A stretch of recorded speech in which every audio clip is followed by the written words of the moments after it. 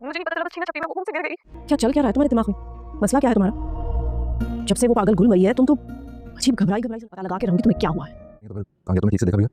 Last time जब वो ऊपर गई थी फोन उसके हाथ में था, बाबा के कहने पर उसने नाइजा के बर्थडे की पिक्चर्स भी ली थी। मेरी बच्ची का उसकी दिमागी हालत कुछ ठीक नहीं थी। मुझसे कुछ समझ नहीं आता था। हो सकता है ऐसे किसी जज्बाती लम्हे में वो खुद पर काबू खो बैठी हो और उसका पाँव स्लिप हो गया हो।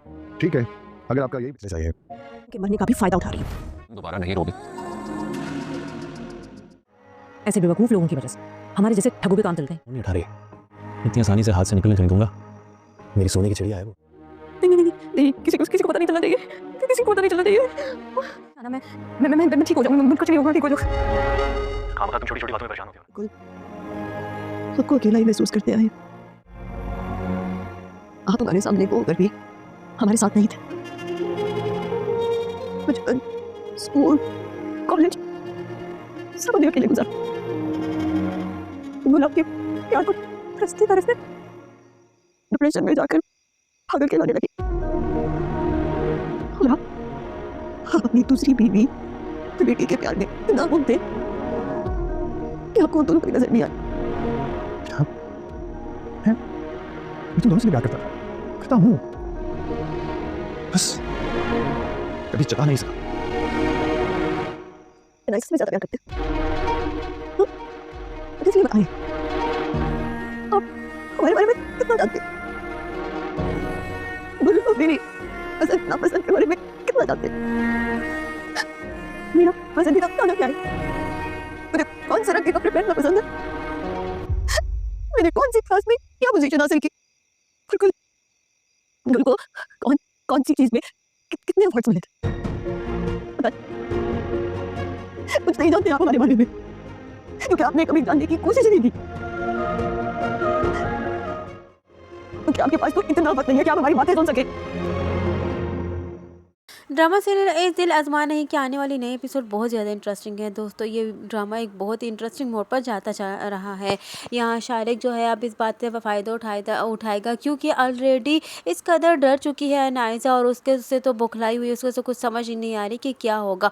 अब उसके बाद जो बातें रिकॉर्ड की हुई होती हैं वो अपनी माँ को सुनाता है और माँ उसकी खुश होती है। और यहाँ अनाइजा की हालत देखकर उसकी माँ समझ गई है कि ज़रूर कोई ऐसी बात है जो अपनी माँ से छुपा रही। उसकी माँ उससे पूछती है लेकिन अनाइजा जो है इग्नोर कर लेती है और अपनी माँ को की बातों को रोल गोल कर लेती है। उसकी माँ उसे कहती है कि मैं पता ज़रूर करवा के रहूँगी कि तुम इतनी घबराई हुई क्यों हो, क्योंकि मैं तुम्हारी माँ हूँ और तुम जान लेना, तो तुम जान लो कि मैं एक न एक दिन ज़रूर पता लगाऊंगी कि तुम्हारी इस घबराहट के पीछे क्या मकसद है।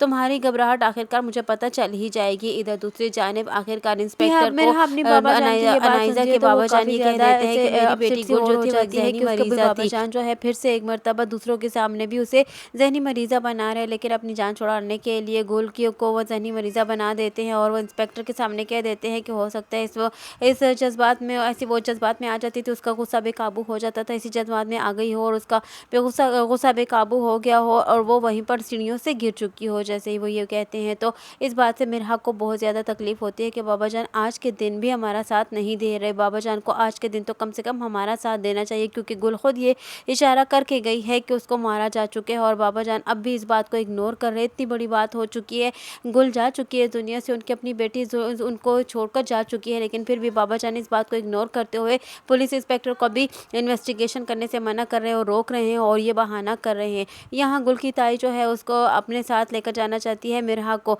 और यहाँ उसके बाबा जान उसको इजाज़त दे देते हैं, लेकिन यहाँ पर भी नाइजा की माँ जो है उसको छोड़ती नहीं है, उसको बातें सुनाती है कि तुम अपनी बहन के मरने का फ़ायदा उठा रही हो और तभी तो तुमने यही बात ताई जान को भी कही और ताई में बातें कर रही होती है कि बाबा जान आ जाएंगे और वो तुम असफन के बारे में जो सोच रही हो तुम्हारा इरादा में कामयाब नहीं होने दूंगी। असफन की शादी जो है वो सिर्फ उसकी अपनी ताई जान के साथ चली जाएगी और वहाँ कुछ टाइम गुजारेगी और यहाँ वो असफन उससे वादा लेगा कि तुम अब नहीं रोगी अपनी बहन के पीछे, मुझसे वादा करो। तो खैर यहाँ असफन को मिरहा भी पसंद करती है। इधर दूसरी जानिब अजीब सी के पागल सी कैफियत हो चुकी है नाइजा की। नाइजा को कुछ समझ नहीं आ रही, उसको ये डर लग रहा है कि कहीं अगर किसी को पता चल गया कि गुल जो है वो मेरे हाथों मर चुकी चुकी है तो मेरा बहुत बुरा हशर होगा, मेरा हाल बहुत बुरा हो जाएगा और किसी को पता नहीं चलना चाहिए। वो पागलों की सी कैफियत उसकी हो रही है, उसको समझ नहीं आ रही कि वो अगला कदम कौन सा उठाए। कि इतने में शारे की कॉल आ जाती है। शारे परेशान होता है कि अनाइसा कॉल क्यों नहीं रिसीव कर रही।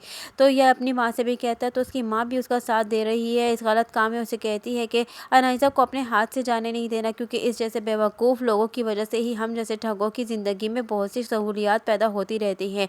और यहाँ यही कहता है शारे कि इतनी आसानी से मैं इस पागल को अपने हाथ से जाने नहीं दूंगा। अनाइसा बहुत बड़े मसले में फंसने वाली है, क्योंकि अनाइसा की जो माँ है वो भी शारे के बारे में जान चुकी है। जब वो अनाइसा से बात कर रहा होता है तो इतने में अनाइसा की माँ आ यहाँ जाती जब है और शारे की शारे अनाइसा की से सारी बातें बात सुन होती लेती है है तो कि खैर शारे अनाइसा उसके की साथ माँ शादी सब करना कुछ देख चाहता है। लेती वो है और सुन उसकी लेती माँ है और उससे उसे कहती कहती है है कि मेरे कि घर पर तुम्हारी अपनी शारे माँ से को शादी रिश्ता नहीं नहीं कर आना सकती और भी मेरे महत्व, साथ, क्या कि क्योंकि तुम्हारा मैं फैसला यहाँ नहीं तुम आ चलेगा। तो तो जाओ उसकी माँ लेकिन अपनी तुम माँ अपने से पाँव कहती पर है नहीं कि आप मेरे जाओगे। साथ तो ऐसा यहाँ जबरदस्ती शारे नहीं एकदम कर से सकती। डर के मैं मारे असलम से फोन शादी बंद कर नहीं लेता है। करना अब चाहती। कब न जाने अनाइसा को ब्लैकमेल करेगा शारे के अनाइसा जो है वो समझ जाएगी कि सब किया कुछ इसी जा के रहा साले के लिए। था। और इधर दूसरी जाने हाँ अकेले बैठी रो रही होती है तो उसके पापा जान उसके पास आते हैं और उसे कहते तुम अपने आप को संभालो, तुम मुझसे गई हो गुल के मरने के बाद। तो वो अपने बाबा जान से कहती है कि गिला शिकवा करती है कि आपने इस कदर अपनी दूसरी बीवी और बेटी के प्यार में खो चुके थे कि हमारी तरफ बिल्कुल तवज्जो ही नहीं दी।